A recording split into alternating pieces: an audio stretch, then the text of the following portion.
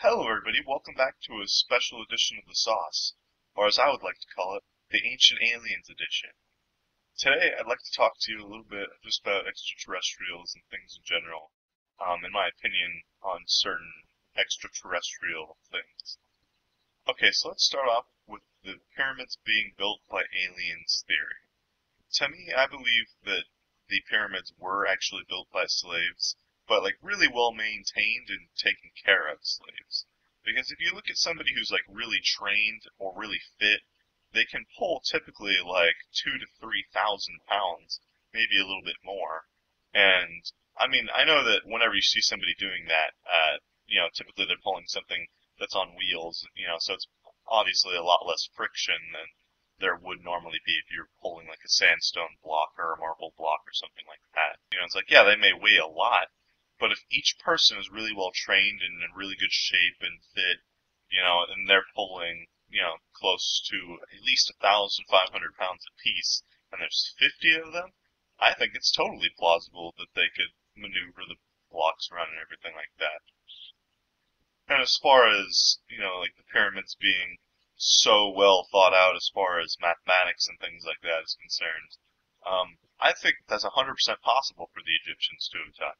I mean, if you look like the ancient Mayan cultures, they tracked the stars and knew things about the stars that Western culture didn't even know for a couple thousands of years later. Like, for one thing, the Mayans knew that the Earth and the Sun rotate on a wobble, and about every, like, 2,600 years or something like that, we switch constellations, and that happens 13 times, I think, is what they said. Which is what their whole calendar is based on, is the wobble of the Earth between the constellations.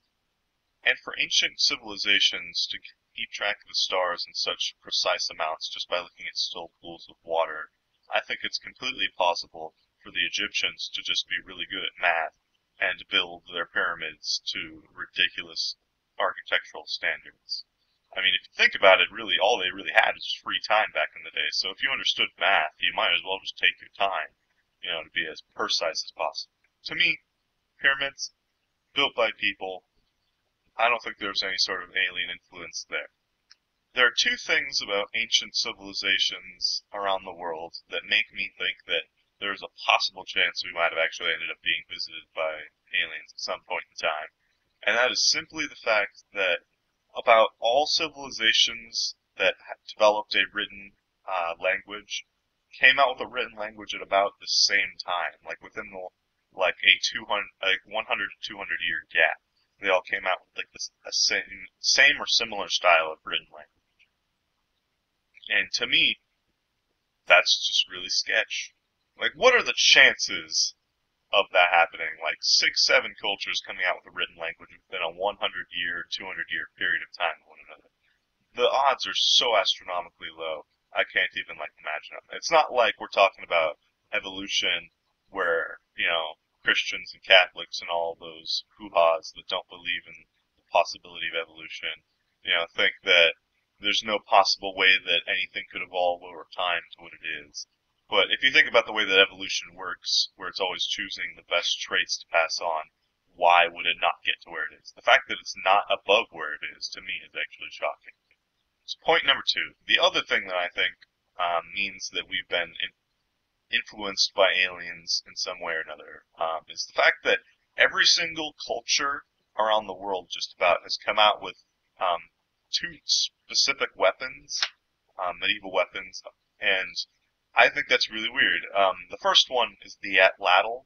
If you don't know what the atlatl is, Google search it, because atlatls are awesome. And the second invention is the bow. The atlatl I could kind of understand. For the most part, like, that kind of made sense, and I think that people could have designed that. But the bow is super ridiculously complicated. And I'm not sure if you've ever tried to hand make a bow, but it's really difficult. Like, you have to have the right type of wood, the right type of string. It has to have enough actual, force behind the pole so as to actually penetrate through the skin of something at a distance. And the fact that the English and every other culture did it so well just boggles my mind. Now, looking towards the future, I believe that it is 100% possible for aliens to come in contact with us, and especially in the near future. If you think about it, radio signals have been broadcast into space and around the world since I believe like 1906. And that gives you just about like 107 years that human information has been traveling across the cosmos. And with the rotation of the planet and all that fun stuff and the increased amount of signals over that period of time, if you think about it, we kind of have like a 100-year like radius of just like information that we've been broadcasting out into space around our planet, just like an envelope. And with the size of the galaxy and everything, I mean, that's like a tenth of the galaxy, I think.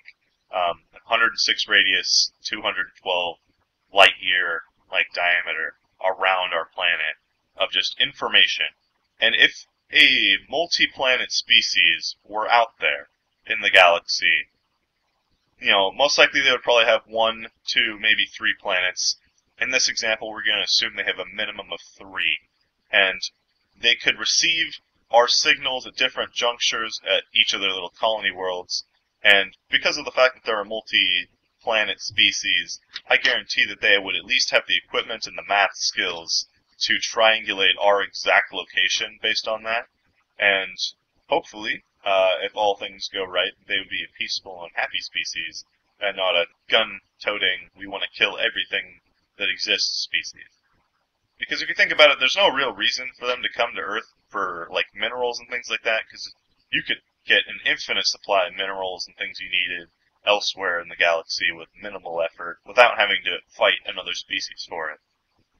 The only real benefit of coming to Earth to talk to us specifically, or to do research on us, would be maybe to understand our DNA or how our life came about, or maybe splice together a little bit of our DNA and their DNA.